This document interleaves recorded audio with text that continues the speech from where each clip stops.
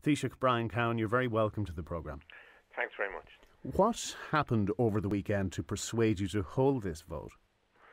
Well, I was of the view, having had a consultation with all of my colleagues and having a long discussion with them all, that I felt this was an issue that needed to be put to bed. As you know, under our procedures in the party, there's only a procedure for people putting down a no confidence motion, and that requires 25% of the parliamentary party to sign it. And that was not available, and no one had done so, despite speculation to the contrary. So I decided that to deal with this matter in an upfront, straightforward way, put a motion of confidence by secret ballot, and let's get on with the work that has to be done. Were you advised to do that by one of your senior ministers? That was of my view, and we discussed it with colleagues, obviously, right across the party. And from my point of view, I was anxious to bring it to finality. I was not prepared, because I was under the impression that, having come to the conclusion that I did, and I outlined my reasons for doing so, there might well be some people who will continue to talk about it. So I said, let's deal with it and have it over. We presume Micheál Martin's views were known to you. How many other members of the Cabinet expressed similar concerns about your leadership? No, well, I've had consultations with everybody, and as I say, this is an internal party matter. I want to put it to a secret ballot. I want people to feel free to go and vote whatever way they want, and whatever they think is their best belief. I'm confident that the outcome will be positive in my favour. And you'll have to ask other people how they intend to deal with this matter prior to the vote. Okay, but could you indicate if Micheál Martin was the sole member of your cabinet to express such views? As I said, Micheál Martin has been the person who's come out and spoke publicly since I made my statement. But in private to you? I'm sorry? In private to you, did anybody else express such concerns? As I told you, I've been involved in internal discussions. You often have some private discussions yourselves there at Radio 3. I don't think you're around telling the whole public about it.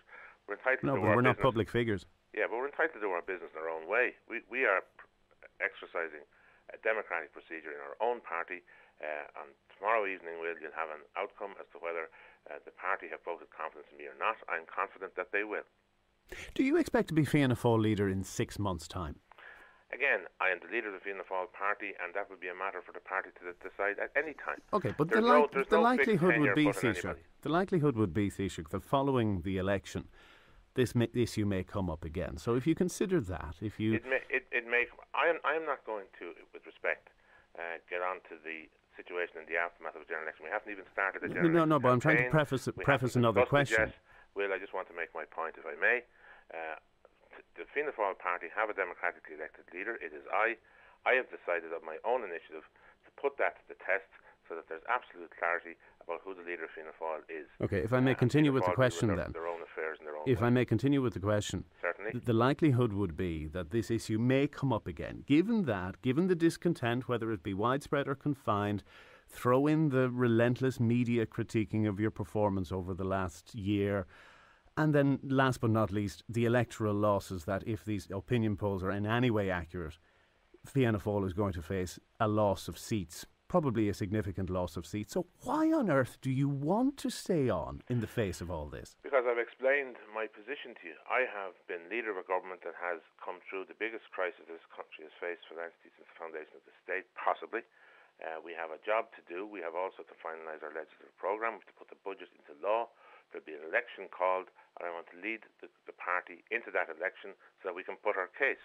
And I believe once an election campaign arises, a real responsibility will fall on the opposition, who haven't had to put a coherent case, that they'll have to put to the people now that they have the prospect of an eleation coming forward as to what exactly they're going to do. Okay, but that doesn't really explain why you're so personally committed. Why are you why are you so personally driven to do this, despite all the aggro that goes with it? Because I'm committed to public service. I am a Taoiseach and leader of the Fianna Fáil party. I have duties to discharge. I don't walk away when I have a duty to discharge. And from my point of view, I want to put it to the test in terms of my leadership of the party. That is something I think that is right for the party at this time, based on the consultations that I've had, and I'm confident of the outcome. Is it credible that Micheál Martin remain in your cabinet, given his public views over the last 24 hours? Well, again, as you know, there was an offer of a resignation from Micheál Cabinet yesterday evening to me. I said this matter would be dealt with by the party in the first instance. The offer of resignation remains on the table. I don't want to get involved in preempting the outcome of that decision, but when the vote of confidence is taken, it is at that stage that the issue of what arises for me to do will come forward. Finally, Taoiseach, can you give us any indication as to when the general election will be called? No, I can't do that, I'm afraid.